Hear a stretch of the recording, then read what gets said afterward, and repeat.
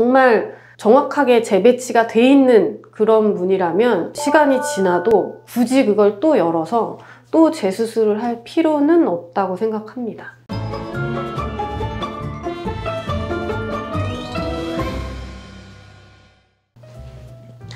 안녕하세요. 다름성형외과 문유진 원장입니다. 오늘은 눈밑 지방 재배치에 대해서 얘기를 해보려고 해요. 사실 한 5년, 한 10년 전만 해도 눈밑 지방 재배치를 하자 이렇게 말씀을 드리면 대부분의 환자분들이 그게 뭐냐고 다시 물어보시고는 하셨었거든요. 근데 최근에는 눈밑 지방 재배치에 대해서 여기저기서 정보를 많이 얻으실 수가 있게 되셔서 그런지 눈밑 지방 재배치를 하셨으면 좋겠다 이렇게 말씀을 드렸을 때 저도 하고 싶었는데 지금 할지 더 기다려서 나이 들어서 할지 고민하고 있었다 뭐 이런 식으로 굉장히 많이 알고 계시는 분들이 많으세요. 근데 정확하게 그게 어떤 수술인지 어떤 분이 수술을 받아야 되고 재발률이 어떻고 이런 거에 대해서는 잘 모르시는 분들이 의외로 또 계신 것 같아서 오늘 기회에 눈밑 지방 재배치 수술에 대해서 얘기를 해보고자 합니다. 눈꺼풀의 이제 단면도거든요. 여기 보시는 게 이제 눈알이죠. 요 밑에가 이제 아래 눈꺼풀입니다. 그래서 아래 눈꺼풀도 보시면 윗 눈꺼풀이나 마찬가지예요. 크게 세 부분으로 나누거든요. 눈 피부, 그리고 위쪽 빨갛게 보이는 게 이제 알륜근이라는 이제 눈 둘레 근육. 이 부분이 이제는 눈꺼풀의 앞부분, 이제 경막이라는 가운데 부분, 그리고 여기 이제 뒷부분 이렇게 해서 이제 세 부분으로 나뉘게 되는데 아래 눈꺼풀은 이제 노화라든지 나이 들어서 혹은 노화가 아니더라도 눈의 구조나 아니면 여러 가지 이유로 아래 눈꺼풀에 변화가 생기게 돼요. 그 변화라고 하면 뭐 눈밑이 불룩해진다거나 혹은 꺼져 보인다거나 다크서클이 좀 심하게 보인다거나 이런 식으로 눈 밑에 변화가 있게 되는데 사진에서 보시면 전체적으로 약간 부어 보이는 느낌이에요. 눈밑이. 이제 이런 경우는 여기에 있는 안화 지방을 조금 재배치해 주는 것만으로도 눈밑이 많이 팽팽해지면서 이제 좋은 효과를 볼 수 있죠. 이분도 이제 20, 30대 비교적 젊은 나이인데 마찬가지로 눈밑이 약간 다크서클처럼 보이기도 하고 약간 부어 보이죠. 이제 이런 분들도 이제 눈밑 지방 재배치를 통해서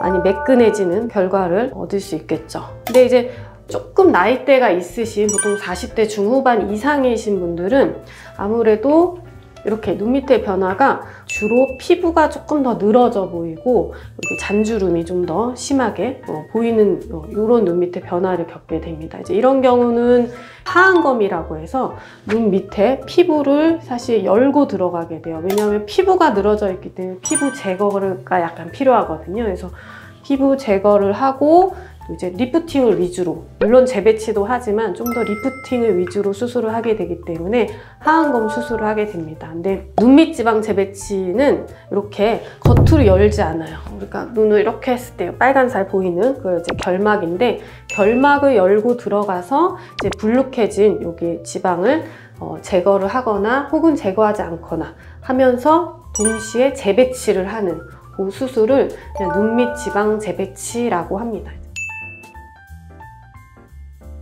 방금 말씀드렸다시피 피부의 늘어짐이나 피부가 많이 처지거나 한 게 없이 그냥 단순히 눈밑 지방만 불룩한 경우라든지 혹은 눈밑만 꺼져 있는 경우, 그런 경우는 사실 피부를 건드리지 않고 그냥 재배치만으로도 좋은 효과를 볼 수 있거든요. 이 사진에서도 보시면 사실 20, 30대 젊은 분이시니까 당연히 눈 밑에 피부가 늘어져 있는 느낌은 없죠. 대신에 다크서클이 조금 심하게 보이는 것 같고 약간 눈밑이 부어 보이면서 약간 두툼한 느낌이 들죠.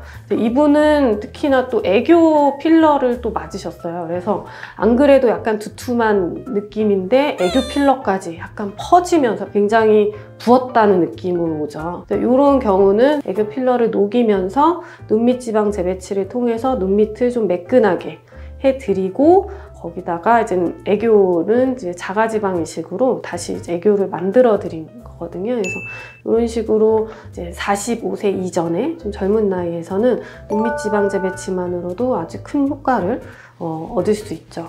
이런 경우 피부는 괜찮은데요, 오히려 꺼져 보이는 경우죠. 이분 같은 경우도 눈밑지방 재배치를 통해서 여기 꺼진 부위를 여기 안화 지방으로 채워주는 거죠. 그래서 눈밑이 훨씬 매끈해질 수 있게끔 이런 경우도 눈밑지방 재배치로 좋은 효과를 볼 수 있는 경우일 것 같아요. 환자분 입장에서도 사실 눈밑지방 재배치는 실밥도 물론 없고요, 흉터도 없고 상대적으로 굉장히 붓기도 별로 없어요. 그리고 부작용이라던가 그런 위험도 굉장히 낮고요. 그러면서 이제 비교적 굉장히 간단하게 좋은 효과를 낼 수 있기 때문에 많이 선호하시는 수술인 게 이제 분명하고, 대신에 이제 좀 나이대가 있으셔서 이제 피부 늘어짐이나 처짐이 확실히 보이는 경우에는 눈밑지방 재배치보다는 이제 피부 제거와 리프팅을 좀 더 주가 될 수 있는 이제 하안검 수술을 추천드리게 되겠습니다. 저는 사실 눈밑지방 재배치는 정말 전 국민이 해야 되는 수술이라고 생각을 하거든요.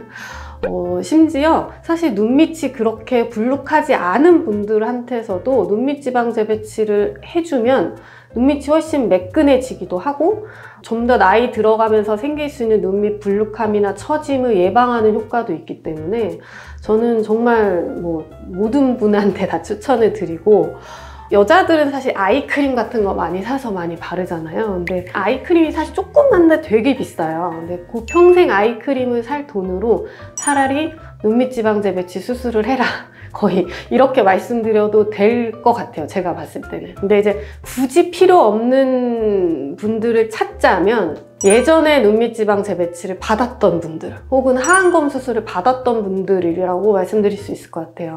이제 눈밑은 여러 번 수술할 필요가 사실 없는 부위거든요. 근데 이제 한 번 정확하게 경막을 열고 재배치가 정확하게 돼 있다, 이러면 사실 굳이 또 열어서 재배치를 다시 할 필요는 없어요. 그게 10년이 지났든 20년이 지났든.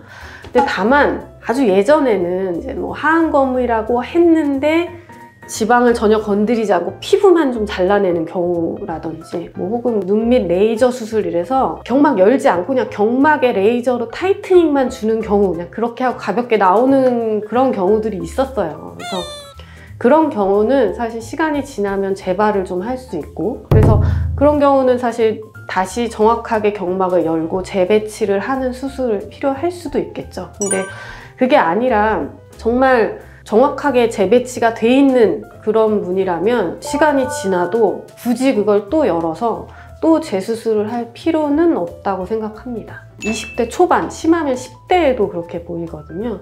이런 분들은 눈밑지방 재배치를 조금 더 이른 나이에도 추천을 드리겠습니다.